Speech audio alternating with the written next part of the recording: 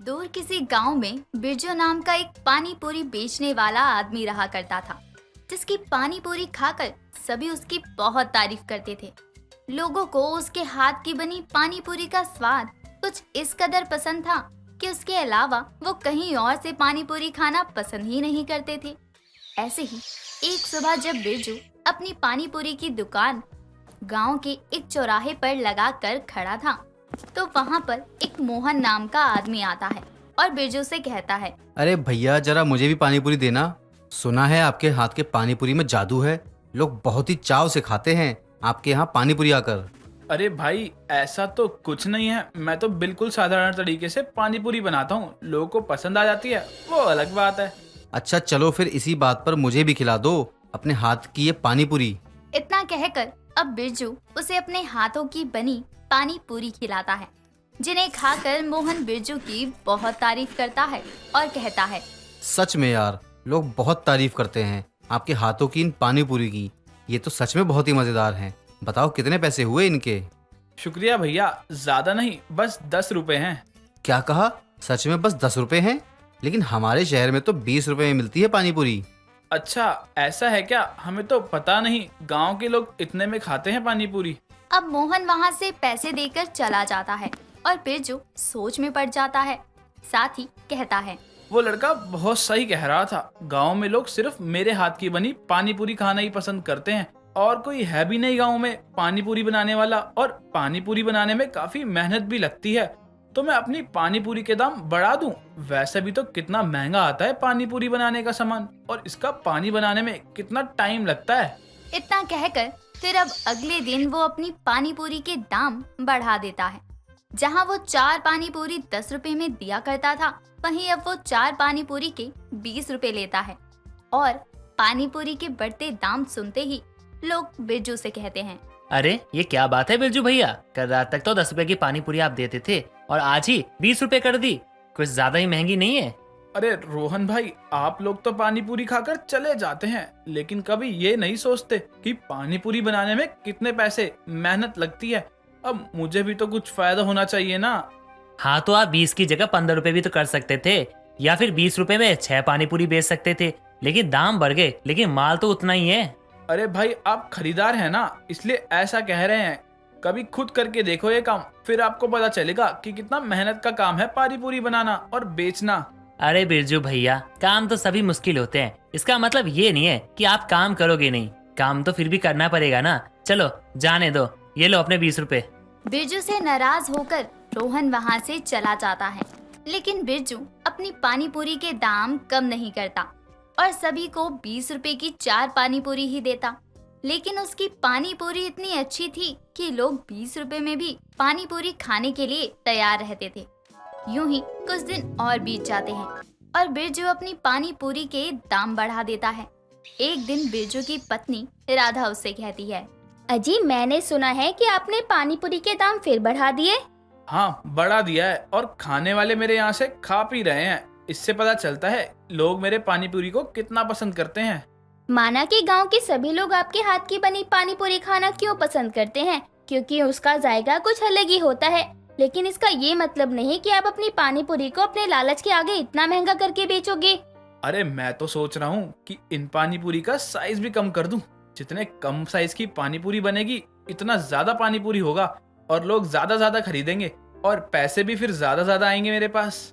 सुनिए जी, हर चीज में ज्यादा नहीं करना चाहिए, वरना किसी दिन ये चीज अपने ऊपर ही भारी पड़ जाएगी। तुम मेरी पत्नी हो या मेरी दुश्मन, कब से मेरी बुराई करी जा रही हो। भूलो मत, इन पानी पूरी से ही हमारा घर चलता है, और तुम जो ये महंगे कपड़े लाती हो ना, इसी की वजह से ही आते हैं सब। तो तुम अपना काम करो और मुझे अपना काम करने दो, समझी? मुझे जो कहना था मैंने कह दिया, बाकी आप जानो। बाद में मत कहना कि किसी ने आपको समझाया नहीं। मैं आपके इस लालच में आपके साथ नहीं हूँ। इतना कहकर अब राधा वहाँ से चली जाती है और बिरजू को इस बात से कोई फर्क नहीं पड़ता। वो अगली सुबह छोटे पानी पूरी बनाता है और पानी पूरी का पानी भी कम खट्टा रखता है। अगले दिन मोहन एक बार फिर से बिरजू के पास पानी पूरी खाने आता है और इस बार पानी पूरी खाकर बिरजू से कहता है, अरे बिरजू भैया, आखिरी बार जब पानी पूरी खाई थी तो उसका साइज और पानी का टेस्ट थोड़ा अलग था, लेकिन अब खा रहा हूँ तो बड़ा अजीब सा लग रहा है। दोनों ही चीज में फर्क है क्या? अरे मोहन भाई, ऐसा कुछ भी नहीं है, सब पहले जैसा ही है। वो क्या है ना, तुम इतने समय बाद हमारे यहाँ पानी पूरी खा रहे हो तो तुम्हें ऐसा लग रहा होगा। हाँ, ऐसा भी हो सकता है। खैर जाने दो। मैंने सुना है गांव में लोग आपकी पानी पूरी की अब कम तारीफ करते हैं। कोई बात हो गई थी क्या? अरे मोहन भैया, बात तो कुछ नहीं हुई, लेकिन आपको भी पता है लोग तो ऐसे ही होते हैं ना, कभी तारीफें करते हैं तो कभी बुराई। करने दीजिए, हमें तो अपने काम से मतलब है। बात तो एक नंबर कही है आपने। और ये लो गोलगप्पे के 10 रुपए। क्या कहा, 10 रुपए? अब पानी पूरी के पैसे बढ़ गए हैं, अब 20 रुपए की हो गई है पानी पूरी। लेकिन ये तो इतनी छोटी पानी पूरी थी और लास्ट टाइम इससे बड़ी पानी पूरी थी, तब वो भी आपने 10 रुपए लिए थे। अजी, आपकी बात मानकर ही तो मैंने ये पानी पूरी 20 रुपए की है। अब आप ही ऐसे बोल रहे हैं। लगता है गलती कर दी मैंने कहकर। ठीक है, ये लो 20 रुपए। इससे अच्छा तो इसकी तारीफ ही ना करता उस दिन, तो ही अच्छा रहता। फालतू पे झाड़ पे चढ़ गया है ये।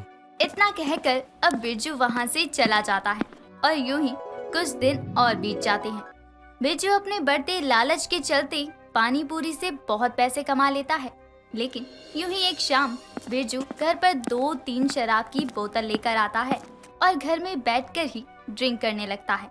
वहीं ये सब देखकर उसकी पत्नी राधा कहती है, ये सब क्या है? आप घर में शराब लेकर आए हैं? आप तो कभी नहीं पीते थे शराब। हाँ, मैं नहीं पीता, लेकिन सोचा कि अब इतने पैसे कमा ही लिए हैं तो एक बार शराब भी चक्कर देख ही लेता हूँ। सुना है बहुत मजा आता है इसे पीने में। आपको कोई नहीं समझा सकता। जैसा आपको ठीक लगता है आप वैसा ही करो। मैं तो जा रही हूँ सोने। इतना कहकर अब राधा सोने चली जाती है और बिरजू यहाँ बैठकर शराब पीने लगता है। यूं ही उसे कुछ घंटे बीत जाते हैं और वो शराब के नशे में थोड़ी शराब पानी पूरी के पानी में भी डाल देता है। इसके बाद अगली सुबह वो अपनी पानी पूरी के ठेले को बाजार ले जाता है और जब एक बच्चा उसके पास पानी पूरी खाता है तो वो घर जाकर अजीब अजीब हरकतें करनी शुरू कर देता है। यही नहीं, और भी जो लोग उसके पास पानी पूरी खाते हैं वो भी इसी तरह से हरकतें करते हैं और सभी बिरजू को आकर पकड़ लेते हैं। साथ ही उससे पूछते हैं, तूने पानी पूरी में क्या मिलाया है जो इसे खाकर सब अजीब हरकत कर रहे हैं? नहीं, मैंने तो कुछ भी नहीं मिलाया। हर दिन की तरह मैंने आज भी पानी पूरी बनाए हैं।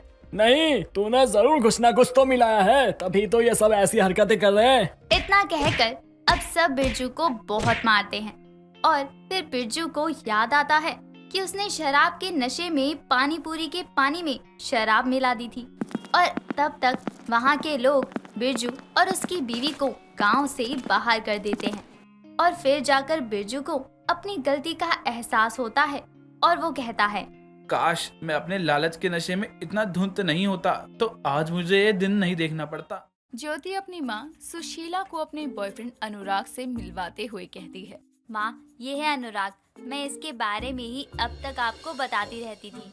दिखने में तो ठीक ठाक ही लग रहा है, लेकिन करता क्या है? इसके परिवार में कौन कौन है ये सब भी तो पता होना चाहिए ना। ऐसे ही थोड़ी तेरी शादी इससे करवा दूंगी। माँ वैसे तो अनुराग एक बहुत ही अच्छी जॉब करता है। अनुराग के परिवार में कोई नहीं है, ये अकेला ही रहता है और शादी के बाद तो ये हमारे साथ ही रहेगा ना। क्यों माँ, मैं सही कह रही हूँ ना? क्या ये हमारे घर जमाई बनकर रहेगा? हाँ माँ, आप भी तो यही चाहती हो ना कि आपकी बेटी हमेशा आपकी नजरों के सामने ही रहे। तो अब से मैं अनुराग और आप हम तीनों एक साथ ही रहेंगे। क्यों, अनुराग के घर में कांटे लग रहे हैं क्या? हमारे घर में तो यही होता है कि लड़की शादी के बाद अपने पति के घर रहती है और तू ये बोल रही है कि तू और ये दोनों यहीं रहेंगे?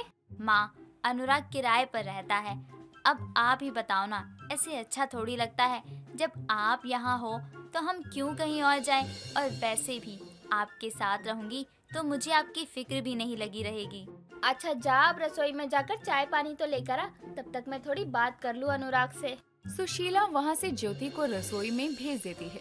जैसे ही ज्योति रसोई में जाती है कि तभी सुशीला अनुराग से सवाल जवाब करने लगती है और कहती है, देखो, मैं तो अपनी बेटी की शादी करती तो खूब सारा दहेज देती उसे। आगे भविष्य में उसे कभी किसी चीज की कमी नहीं होती, लेकिन अब तो तुम यही रहने वाले हो तो। आंटी जी आप फिक्र मत करो, हम यही रहने वाले हैं, लेकिन फिर भी मैं आपकी बेटी को कभी किसी चीज की कमी नहीं होने दूंगा। आप उसकी फिक्र मत करो, मैं हूँ उसके लिए। लेकिन अब तुम यहाँ रहोगे तो। आंटी जी, आप बोलना क्या चाहती हो? साफ साफ बोलो, मैं आपकी बात नहीं समझ पा रहा। मैं बस इतना बोलना चाह रही हूँ कि आमतौर पर तो लड़की वालों की तरफ से दहेज आता है, लेकिन जब यहाँ लड़का ही रहने आ रहा है तो दहेज भी तो उसे ही लाना चाहिए ना।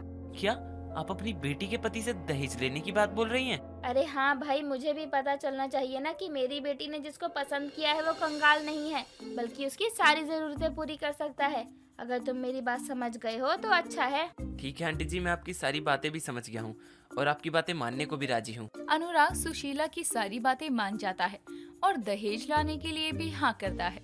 अनुराग का आत्मविश्वास देखकर सुशीला भी शादी के लिए स्वीकृति दे देती है। कुछ ही दिनों में दोनों की शादी धूमधाम से होती है।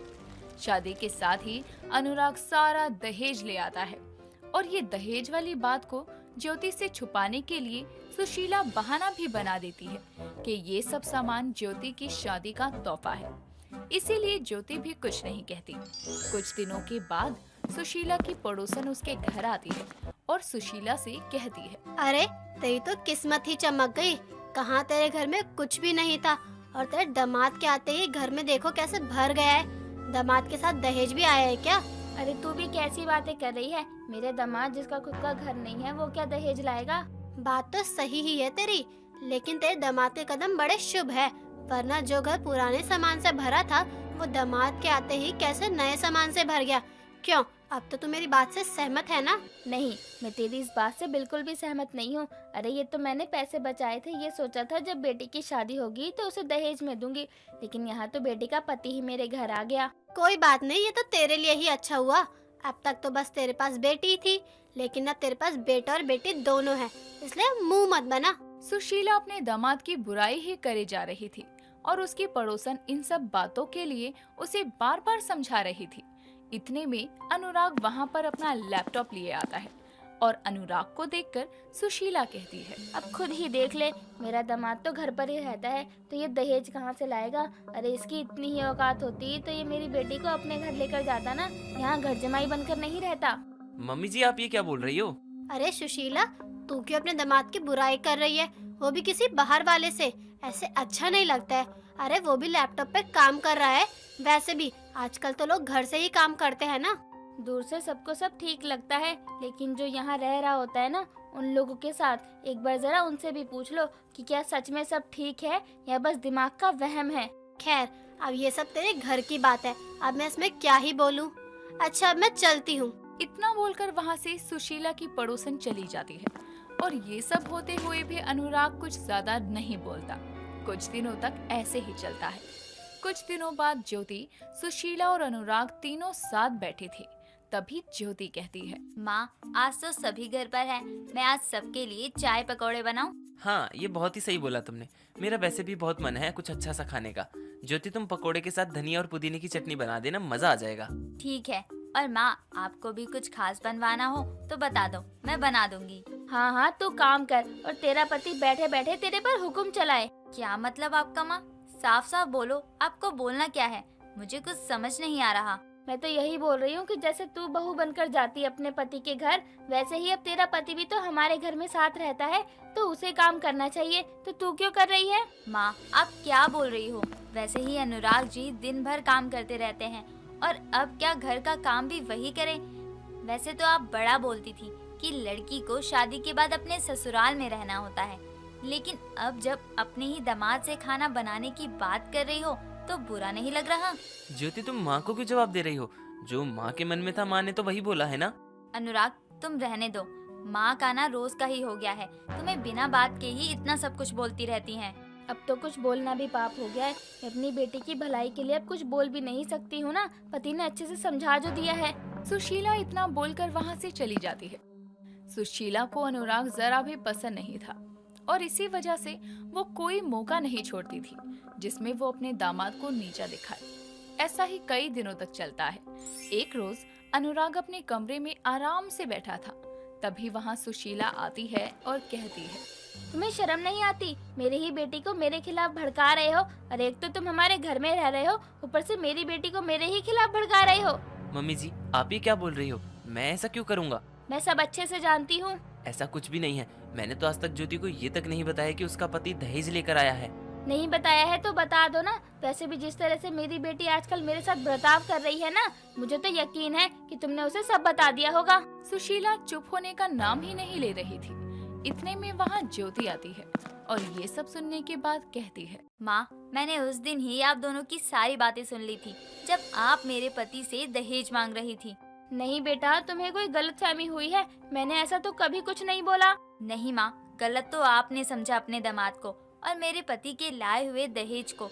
आप ये बोल रही थी कि शादी का तोहफा है। ज्योति, अब ये सब बातें करके क्या फायदा, छोड़ो ये सब बातें। नहीं अनुराग, आज मुझे बोलने दो। माँ, ये मेरे पति हैं और आप बार बार यूँ इस तरह इनका अपमान नहीं कर सकती। लेकिन बेटा तू। माँ, अब आप कुछ मत बोलो। अनुराग बस मेरी खुशी के लिए ये सब कर रहा था और अनुराग की इतनी अच्छी जॉब है ना कि उसने कुछ ही दिनों में अपना घर भी ले लिया है और अब से हम वहीं रहेंगे। नहीं बेटा, तुम दोनों कहीं मत जाओ। सुशीला को अपनी गलती तो समझ आ गई थी, लेकिन अब काफी देर हो चुकी थी क्योंकि ज्योति अब अपनी माँ की बात नहीं सुनती है और वो अपने पति के लाए दहेज के साथ सुशीला के घर से चली जाती है। सीमा की नई नई शादी हुई थी और सीमा का ससुराल में पहला दिन था।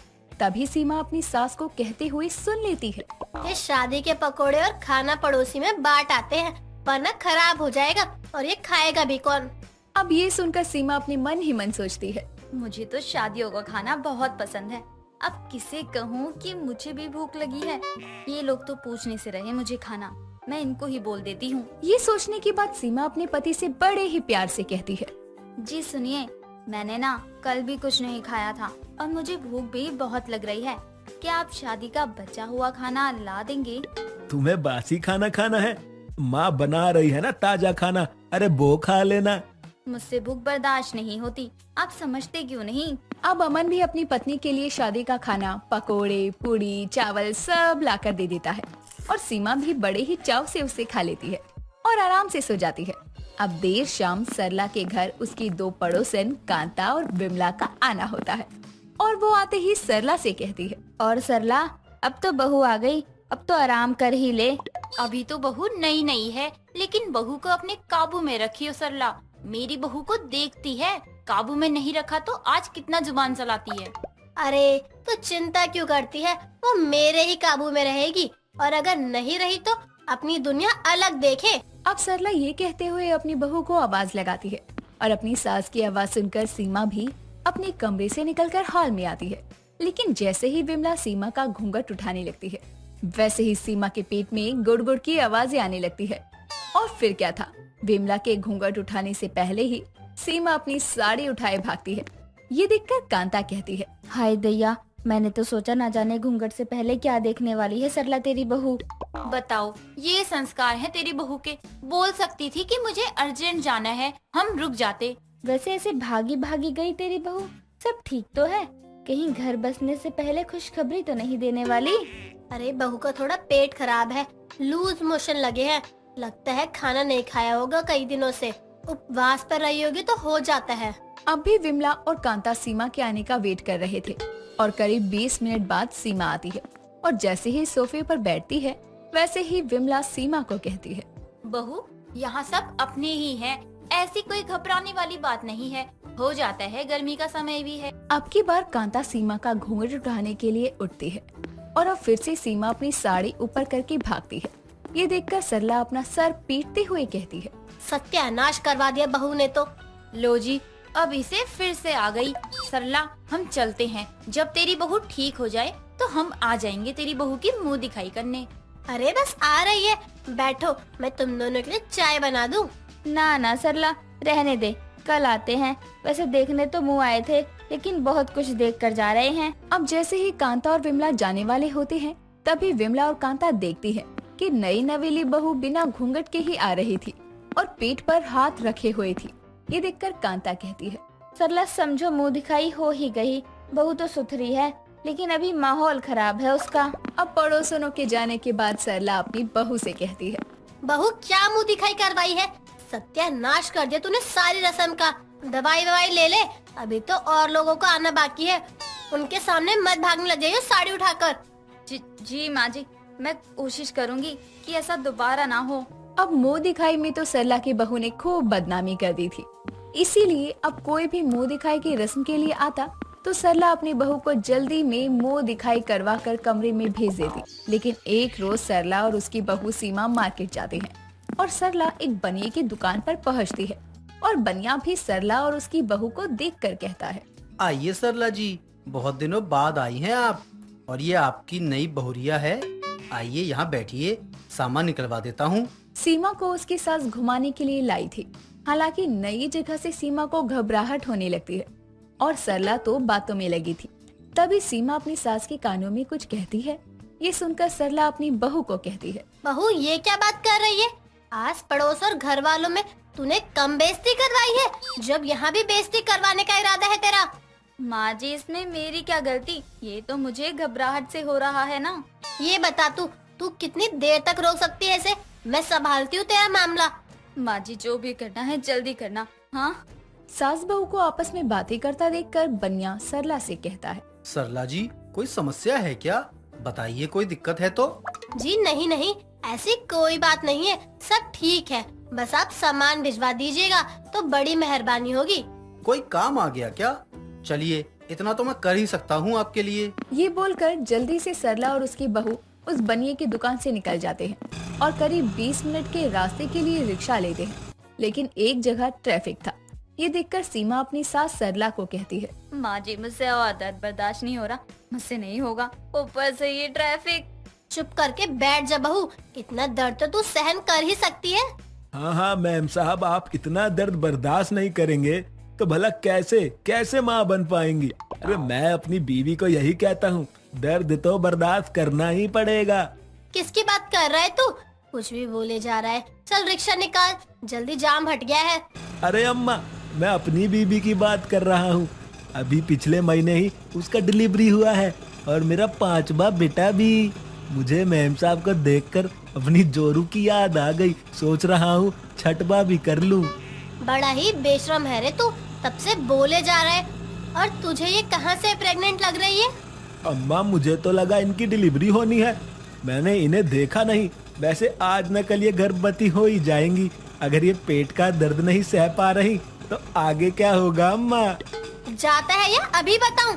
अपनी बीवी को तो बच्चा पैदा करने वाली मशीन बना रखा है और मुझे ज्ञान दे रहा है। अब इसके बाद सरला अपनी बहू सीमा को लेकर घर पहुंचती है, क्योंकि वो समझ चुकी थी कि सरला ने अगर देरी कर दी तो सीमा वहां पर दुर्घटना कर देगी। जिसके बाद वो सीमा को लेकर घर आती है और सीमा घर आते ही अपनी सास को थोड़ा सा धक्का मारकर बाथरूम की तरफ भाग जाती है और सरला भी मुंह फुलाए सोफे पर बैठ जाती है।